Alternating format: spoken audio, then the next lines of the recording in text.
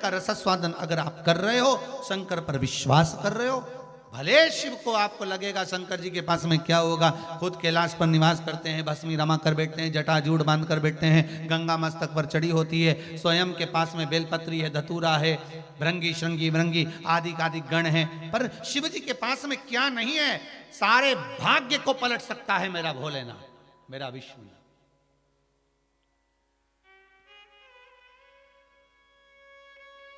वो काशी में एक टेबल पे एक लड़का भस्म बेच रहा था, शिव जी की चढ़ी हुई भस्म। एक अंग्रेज आया, उसने पूछा क्या है? भस्म। ओ, उसने लिया। इसकी एक्सपायरी डेट कब की है? भस्म के लिए पूछा।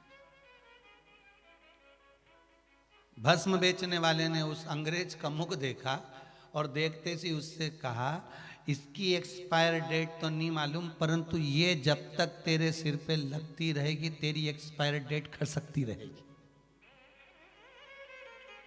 ये भस्म जब तक तेरे मस्तक पर लगती रहेगी, ये भस्म जब तक तेरे सिर पर लगती रहेगी, तब तक तेरी एक्सपायर डेट खसकती रहेगी।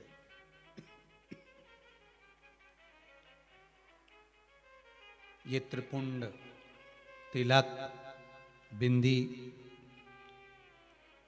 भगवान के चरणारविंद का चंदन, जल हम मस्तक पर चढ़ाते ही क्यों हैं? हमारा भाग्य में कुछ गलत लिखा हो तो उसको सुधार देगा। शंकर जी का चरणामत शिव मंदिर में से जल लिया, नैनों पर लगाते ही क्यों हैं?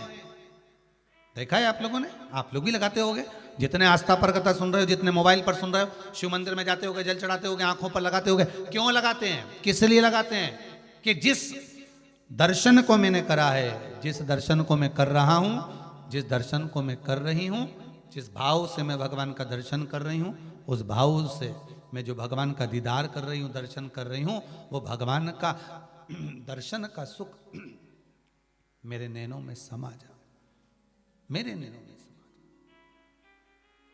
और वो दर्शन मुझे नित्य होता रहे। नंदन मन से भगवान शिव पार्वती को लेकर नंदन मन की ओर गए।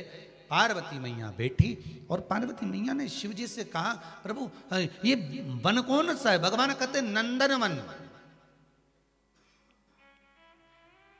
नंदन वन का मतलब है जहां आनंद की सारी सुखता प्राप्त हो जाए, जो मांगो वो मिल जाए, वो नंदन वन। काशी में ऐसा क्या है? क्या है काशी में?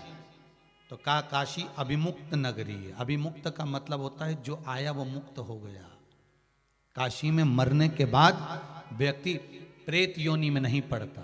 काशी में मरने के बाद व्यक्ति का जन्म वापिस नहीं होता। काशी में मरने के बाद उसको नरक का त्राण नहीं भोगना पड़ता। अभिमुक्त है, ये नंदन वन है, महाकाल वन, नंदन वन। ये भूमियां ऐसी हैं जिस भूमि पर प्राण छूट भी जाए तो फिर जन्म नहीं है। क्यों कहते हैं कि महाकाल की इस भूमि पे